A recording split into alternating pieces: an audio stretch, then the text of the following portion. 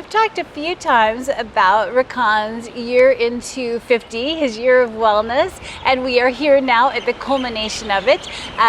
So just to give you a little backstory, Rakan and I met a little over a year ago and decided to collaborate together. So he's been shooting our social media. I'm sure you've noticed a great increase in quality since then. And we have been working with him on his health. You know, and as our philosophy at Wellness for Life is healthy and strong from the inside out, that's what we've done. And so today we're going to talk about what we've done over the last year, both from the inside and the outside, get Rakan's perspective on it, and then we definitely want questions from you. What do you want to know more about? What are we going to keep doing? Obviously, a health journey doesn't end at the end of a year. So we are going to continue with health. We're going to continue working on things. And, you know, everybody has some commonality in their health. So we want to know what kind of things would you like to see? What would you like us to work on? I mean, do you think like we need a new haircut? No, just kidding. No, it's perfect. But this has been a really, really exciting year. It has been so much fun. One of the reasons that, you know, I left being an ICU nurse and left being a cardiology nurse practitioner is because I wanted people to have their optimum health. I want people to live every day as though it's the best day in their life. It is the best day in their life. And this is the work that I've gotten to do with Rakan, and it is so wonderful. So tell me, how do you feel different now over this year? So since I met Amanda, we went and talked about a lot of things. Things that I really didn't realize that I needed to change. Lifestyle changes, behavioral changes as well. Things that I honestly, as a human, I'm gonna say, growing up, you go from, you know, when you're younger, you feel invincible. And, you know, I don't get sick. I don't need to go see a doctor. But then things start changing. You know, in our 20s or 30s, we look, feel, and, you know, fantastic. Yeah. You know, Yes. 40s creep in, you know, you slowly notice, actually you don't notice. We talked about this. Yes, it's so slow. Very slow. It's a super slow, gradual decline. And you get so used to it because it is very, very slow. One of the main things that I think, one of the most important things that I didn't know that I lacked was vitamin D. Oh my gosh, yes. And I had, I mean, almost literally none in my system. I mean, as a regular person, would I notice that after years of not having it? No. We had to do some blood work. So we did a lot of things that actually really improved the quality of life. Energy levels were, I kid you not, guys, my friend tells me sometimes to shut up. Because my energy level really went from, I mean, it was very low to extremely, I mean, it's really, I can't explain it. You have to go through the process to feel the difference. I personally felt an amazing difference. And there was a lot of things that we did that led us to this end result. And we're going to talk about a lot of them today. Yeah. And we'll go from there. And so, yeah, let's talk about labs, because that's where we started with. Right. So that's probably the most inside you can get. So in looking at Rakan's labs, and I just happen to have them here, so the very first ones that I took indicated that he had metabolic syndrome. And what metabolic syndrome is, super common. So people get to middle age, they start getting that belly, high blood pressure, high blood sugar, high cholesterol, and in Rakan's case, and a lot of men, low testosterone. So those things come together and they create like this whole series of symptoms that many people just look at as, oh, I'm getting older. Right. Well, yeah, but also you're not at your optimum levels of health. All of those things that I said are completely fixable. Yeah. You don't have to have high blood pressure. You don't have to have high cholesterol. Right. You don't have to have low testosterone. You can fix those things. And so vitamin D was one of the most basic. So vitamin D is a hormone, and it does so many things in our body. Yeah, I did not know how important vitamin D was. yes. I really had no, I mean, just it's essential to our immune system. It is absolutely. Well, we were talking about vitamin D and the camera overheated, so change your location. And I was about to say, yes, I have your labs right here. So yeah, that is the first thing that we did, and that is where we started. And so his vitamin D was so deficient. It was 13. 30 is the cutoff. Right. So 100 being the max. And the thing about vitamin D that's really important is you don't just want to take any old amount of vitamin D because you feel like you're deficient. Right. So vitamin D is fat soluble, whereas other vitamins like vitamin C or vitamin B are water soluble. And the difference to you is that if you take a lot of vitamin C, you're just going to pee out the excess. Vitamin D, not the same thing. It can build up in your fat and actually become toxic. So that's why it's super important that you get labs so that you're making sure you're getting the right amount of vitamin D and you're not just guessing at how many IUs to take. But for vitamin D, why it's so important, it is the base of so many metabolic activities in your body. Yeah, so the reason you feel tired without vitamin D is not the actual vitamin D itself, it is the action of what it does underneath. So all these metabolic processes just can't take place or they are compromised. And that just makes your body feel like a battery that's just run down. So just like, And I didn't know any of that. Of course, being just a regular human being who doesn't, I didn't study. I didn't go to medical school. So we don't understand why our energy level is low. Why are we getting sick all the time? Until, I got to Amanda and we did the blood work and she explained to me that, hey, you really have pretty much no vitamin D in your system whatsoever. And then I was like, oh my God, did I need that? She's like, oh, hell yeah. Yeah, everybody needs vitamin D. Yeah. And again, it's like you said, everybody just, they start feeling tired and as though, yeah, this is just what's going to happen. Well, it doesn't have to happen. Right. So, and in looking at Rakan's labs, he has what we call metabolic syndrome, which is high blood pressure, high cholesterol, high blood sugar, and in his case, in a lot of men, low testosterone. And so what happens with metabolic syndrome is you get that belly, you get that chronic tiredness. In men, we call it the grumpy old man syndrome, although you were never grumpy. But it just makes you not feel good. Women get metabolic syndrome too, and they get much the same symptoms. So you just don't feel your best. And all of those things are completely reversible. So you don't have to have high blood sugar, high cholesterol, low testosterone, and high blood pressure. Those things we can all work on. So the very first thing we did is, after the vitamin D, we started working on revamping lifestyle. Right. So we all know Rakan, he is a bundle of hummingbird energy. However, what a lot of you probably don't know is for the last 5 or 6 years, he has just been making himself go at full speed. That isn't how you really felt. You know what's funny?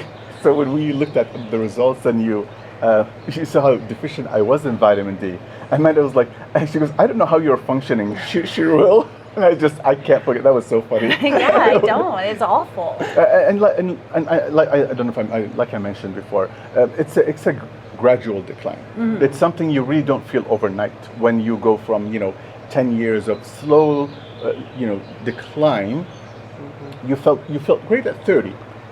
Things start going downhill from that age, I'm gonna say. Yeah, about 35. Yeah, and now we're at 50, and it's a really gradual decline. You think things are okay because you're adjusting to it. Yeah. But they're not okay. They're really not okay. And who wants to live okay? Right. Like, how are you today? I'm okay. Yeah. Nobody wants that. You want to be great. You want to be amazing. You want to feel your best. And so that's the kind of work that we're doing. Right. So in looking at Rakan's lab, so when we started, his beginning cholesterol was 229. His bad cholesterol, LDL, was 179. A1C, 5.9, solidly in the pre-diabetic. 5.7 is the cutoff.